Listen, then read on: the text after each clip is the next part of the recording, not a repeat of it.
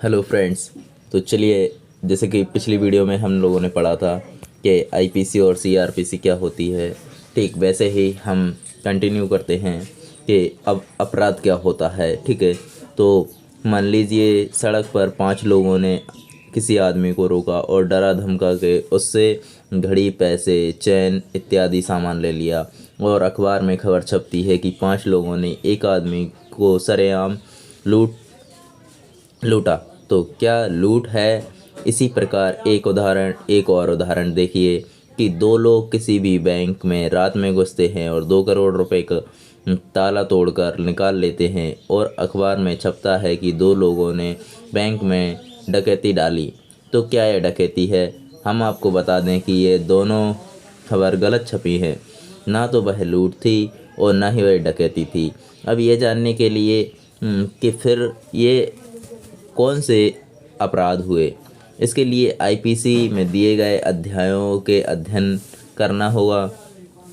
IPC के अनुसार अगर 5 लोग कहीं मिलकर लूट करते हैं तो वह डकैती होती है। यानी उन 5 लोगों ने जो उस आदमी को रोककर उससे उसका सामान लिया तो वह डकैती थी। और दूसरे में जो लोग बैंक में घुसे थे वह आईपीसी के अनुसार 2 लोग कभी भी डकैती नहीं कर सकते। डकैती करने के लिए कम से कम 5 लोगों का होना ज़रूरी है।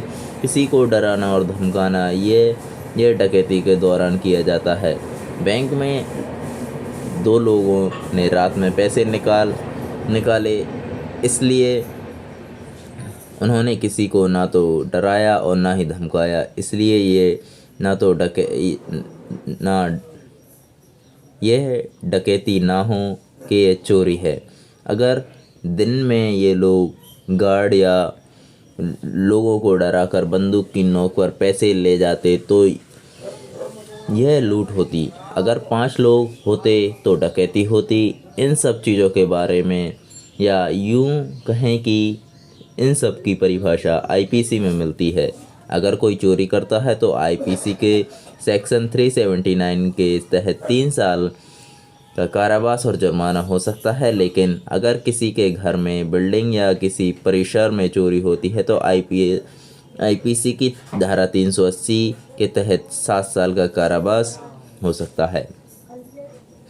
अब अपराध क्या होता है, क्या सज़ा होगी, उस अपराध के बारे में आप जान गए होंगे, लेकिन इसके लिए प्रक्रिया होगी।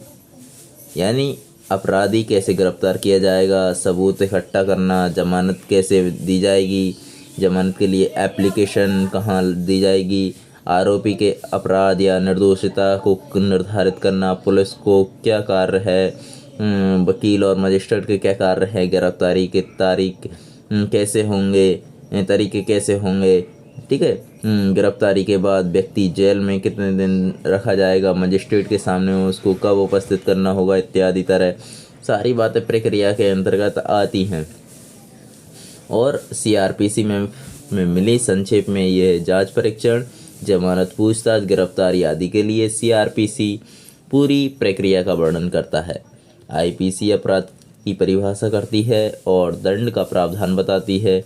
यानी it defines offences and provides punishment for it. यदि विभिन्न अपराधों में उनकी सज़ा को सूचीबद्ध करता है। वही सीआरपीसी आपराधिक मामले के लिए किए गए प्रक्रियाओं के बारे में बताती है।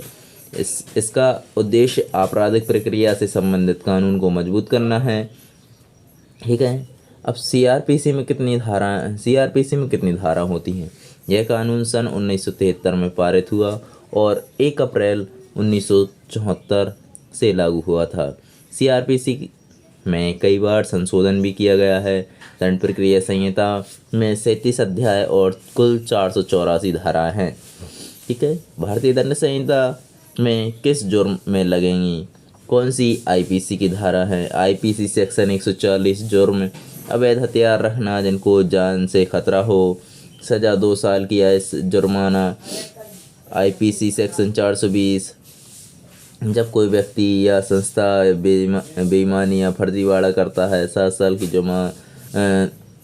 की जेल या जुर्माना दोनों। सेक्शन 150 सार्वजनिक स्थान पर शराब पीकर हंगामा करना। 24 घंटे तक की जेल और जुर्माना। IPC 489 बी जानबूझकर जाली नोट चलाने की कोशिश करना 10 साल की जेल। सेक्शन 295 धार्मिक स्थल तोड़ने या फिर अपमान करने पर 2 साल की सज़ा या जेल। ठीक है। सेक्शन 147 दंगा करना 2 साल की जेल या जुर्माना। ठीक है। बोलकर इशारों या आवाज़ में महिला को परेशान करना सेक्शन 509। ठीक है, 1 साल की सज़ा और जुर्माना। ठीक है। ऐसे ही 279 खराब ड्राइविंग और दूसरों की जान को खतरे में डालने पर 6 महीने की जेल या जुर्माना। सेक्शन 359 अपहरण करना या 7 साल की जेल या जुर्माना दोनों। 376 किसी भी स्त्री के साथ बलात्कार करना या उसे कठोर या सबसे कठोर धारा मानी जाती है। IPC सेक्शन 300 हत्या के आरोप में धारा 300 को आरोपी पर लगाया जाता है। 365 अपराध के आरोप में 365 का प्रयोग किया जाता है। 307 हत्या करने की कोशिश में धारा 307 लागू होती है आरोपी पर। सेक्शन 302 हत्या करने के आरोप में धारा 300 लगता है। 312 गर्भपात करने के आरोप में 312 लगता है। 309 आत्महत्या की कोशिश में भी धारा लगती है क्योंकि आत्महत्या एक गुनाह है। ठीक है। 378 चोरी करने पर आपको धारा 378 लगती है। ठीक है। अब नेक्स्ट वीडियो फिर हम देखेंगे। अभी तक के लिए इतना ही काफ़ी है। तो आपको वीडियो कैसी लगी आप हमें कमेंट करके ज़रूर बताएं और लाइक शेयर सब्सक्राइब करना ना भूलें।